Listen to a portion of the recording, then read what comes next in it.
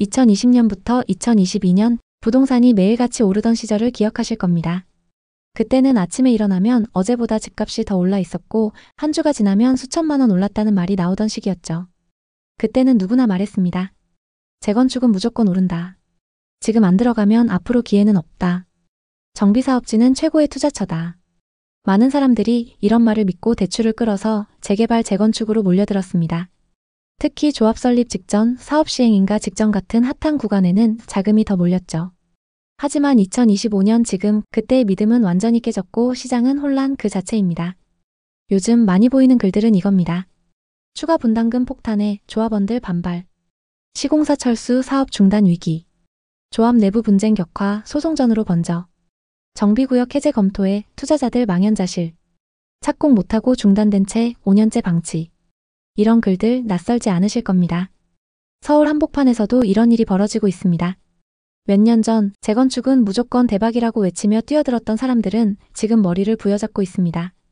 예상 분담금이 3억이던 곳이 6억이 되어 나타나고 조합 총회에서는 못 내겠다, 과도한 부담이다 이런 항의가 터져나오고 있습니다.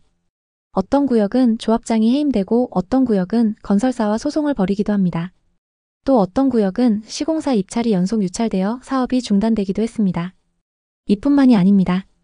공사비가 폭등하면서 건설사들이 이 가격으로는 못 짓는다며 손을 떼는 사례가 급증하고 있고 금융권의 대출 압박으로 조합이 마련해야 할 비용도 줄줄이 막히고 있습니다. 심지어 최근 조합 해산 얘기까지 나오는 곳도 있습니다. 조합 내부에는 사업을 아예 접자는 사람들과 지금 포기하면 더 큰 손해라는 사람들 사이에 갈등이 커지고 있습니다. 재개발 예정지라고 믿고 투자했던 사람들은 막상 몇 년이 지나도록 조합 설립조차 안 되는 현실에 좌절하고 있습니다. 재건축 단지의 경우 규제 강화와 완화가 반복되는 와중에 사업 단계가 일시 중단됐거나 아예 방치된 곳도 많습니다. 심지어 서울 한복판에서조차 사업 중단 현장이 나오고 있습니다. 대형 건설사가 붙어 있어도 보증이 있어도 지자체가 지원해도 사업이 제대로 진행되지 않는 경우들이 늘어나고 있습니다. 그러는 동안 조합원들은 매달 이자만 내고 분담금은 눈덩이처럼 커지고 있죠. 심지어 주택가격은 몇 년 전 수준으로 회귀했습니다. 그때 지금 아니면 못 산다. 재건축은 오른다. 여긴 무조건 대박난다. 이렇게 말했던 사람들은 지금 어떻게 됐을까요? 그 말을 믿고 자신의 모든 돈을 쏟아부은 사람들은 지금 이렇게 말합니다. 분담금이 집값만큼 나오는데 이걸 어떻게 감당하나요?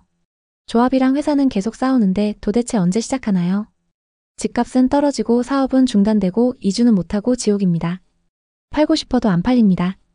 매수자가 없어요. 2025년 지금 재건축 재개발 시장은 붕괴의 조짐을 보이고 있습니다. 그리고 이 붕괴는 특정 지역의 문제가 아닙니다. 서울 전역, 수도권 전역, 지방 대도시 전역에서 동시에 벌어지고 있습니다. 그 뜨거웠던 상승장, 정비사업지에 투자했던 사람들 지금 어떻게 살고 있을까요? 그리고 앞으로 우리도 이런 위험에 휘말릴 가능성은 없을까요? 이런 시장의 어려운 상황을 더 자세히 느끼려면 실제 사람들의 이야기를 들어보는 게 최고예요. 김정민 씨는 40대 중반 직장인입니다. 2022년에 서울의 재건축 아파트 21평을 7억 후반에 샀어요. 서울의 신축 단지를 얻을 생각에 로또다 싶었답니다. 그런데 이후 분담금 추정치가 발표되자 패닉 상태가 됐습니다.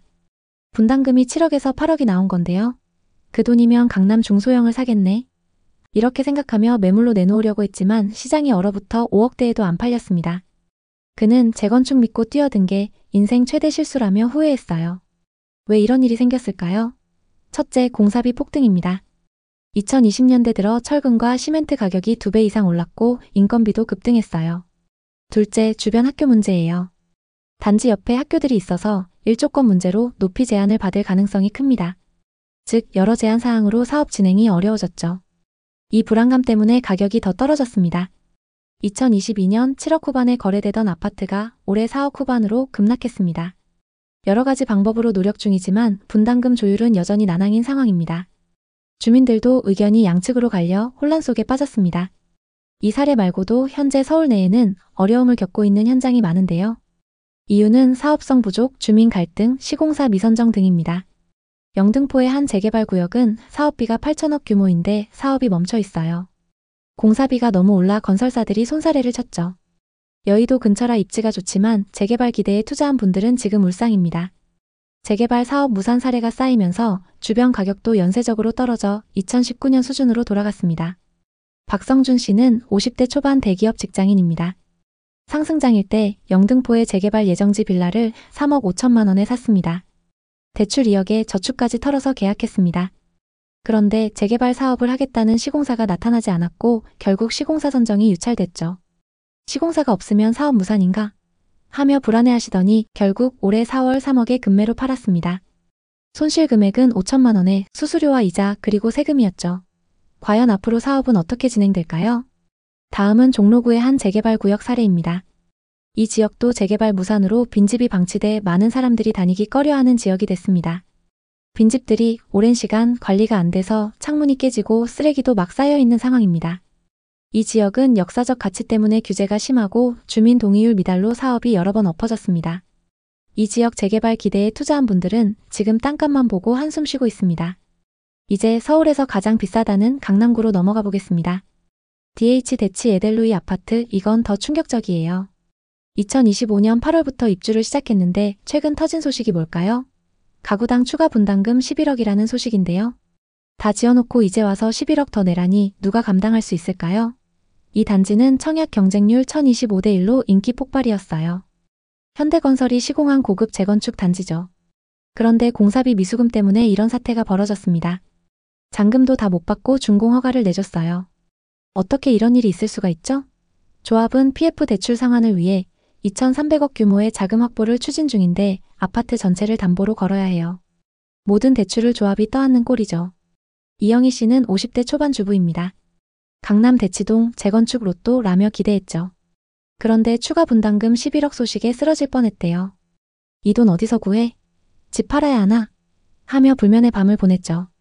그녀는 재건축은 로또가 아니라 빚더미였다며 한숨을 쉬셨어요. 왜 이런 일이 생겼냐면요. 농협중앙회에서 1,700억 PF 대출을 받았는데 현대건설이 연대보증을 섰어요. 건설사 보증 없으면 대출을 안 해주죠. 대출 상환을 못하면 현대건설이 책임져야 해요. 하지만 얼마 전 운동시설 매각 성사로 사업이 정상적으로 진행될 것으로 보입니다. 이제 분담금 우려가 해소될 것이라고 하는데요. 어느 수준까지 안정화될지 지켜보면 좋을 것 같습니다. 압구정과 성수동 정비사업도 난항을 겪고 있습니다. 특히 압구정 3구역과 5구역은 토지 소유권 공방을 벌이고 있는데요. 사업 부지 일부가 과거 시공사들의 소유인 것으로 확인돼 소송전이 진행 중입니다. 토지 소유권 문제가 어떻게 매듭지어지느냐에 따라 일정의 차질이 생길 가능성이 있습니다. 현대건설과 조합원들이 갈등을 어떻게 푸느냐가 관건입니다. 강북 최대 규모인 성수동 재개발 사업도 어려움을 겪고 있습니다. 8조 원 규모의 사업으로 강북 한강라인 최대 프리미엄이 예상되는데요. 조합과 시공사의 마찰, 조합 내부 사정 등으로 대부분 일정이 밀리고 있습니다. 규모가 크다 보니 잡음이 많이 나오고 있는 상황입니다. 이 사업들의 진행 상황에 따라 전반적인 재개발, 재건축의 분위기가 바뀔 가능성이 있으니 잘 지켜보면 좋을 것 같습니다. 서대문구의 부가현 2구역도 빠질 수 없죠. 종교시설 반대로 갈등이 폭발했고 주민들은 성당 때문에 꿈이 날아갔다며 소송까지 했습니다. 부가현은 재개발 핫플이었는데 이런 사태라니 충격적이었는데요. 물론 시끄러운 일이 있던 이후 양측이 합의에 나서면서 재개발을 예정대로 추진한다고 합니다. 앞으로 사업이 어떻게 진행되는지 잘 지켜보면 좋을 것 같습니다. 종묘 앞 재개발 사업지도 시끄럽습니다. 최근 재개발 구역 소유주들이 사업 추진을 막는 정부에게 법적 대응을 하겠다고 밝혔는데요. 세운 4구역 땅 주인들은 정비사업을 저지하겠다는 정부에 크게 반발하고 있습니다. 앞서 정부는 세계유산인 종묘의 가치가 훼손될 우려가 있다고 이 구역의 사업을 저지하겠다고 했죠. 하지만 땅 주인들은 20년 동안 개발을 추진해왔지만 아직 착공도 못해서 채무만 7천억이 넘는다고 하소연했습니다. 이런 상황에서 정부가 개입해서 재개발 사업을 막으면 손해가 막심하다고 법적 대응을 경고하고 있습니다. 종묘 앞 재개발을 둘러싼 논쟁이 정치권으로도 확산되고 있는 상황입니다. 오늘은 서울의 여러 정비구역들을 살펴봤는데요. 일부 지역은 갈등을 해결하고 원만하게 진행되는 반면 어떤 지역은 여전히 문제가 많이 발생하고 있습니다. 이런 문제들이 발생하는 근본적인 원인은 무엇일까요? 첫째, 주민과 소유주들의 반대. 둘째, 공사비 폭등으로 사업성 저하. 셋째, 규제 강화와 해제 등 부동산 정책. 넷째, 동의율 미달 등 여러 가지 원인이 있습니다. 결과적으로 사업이 틀어지게 되면 투자자들만 큰 손실을 맞게 됩니다. 재건축, 재개발 사업은 성공만 한다면 큰 수익을 볼 수 있습니다. 그렇기 때문에 그만큼 위험 요소도 많죠. 모든 부동산 투자가 그렇지만 정비사업은 특히 더 정확한 정보를 기반으로 접근하셔야 합니다. 요즘 부동산 시장은 각종 정책들로 많은 것들이 바뀌고 있죠. 거래는 줄고 가격은 주춤하지만 앞으로 어떻게 될지 시장의 변화를 잘 살펴봐야 합니다. 이럴 때일수록 현금 비중을 높이고 장기 전략으로 가세요. 단기 한탕을 노린 투자는 위험할 수 있습니다. 앞으로의 시장은 더 어려워질 테니 계속 영상 시청해 주시면서 대응하시기 바랍니다. 앞으로의 정책을 함께 지켜보시죠. 오늘도 시청해 주셔서 감사합니다. 다음 편엔 더 좋은 내용으로 찾아뵙겠습니다.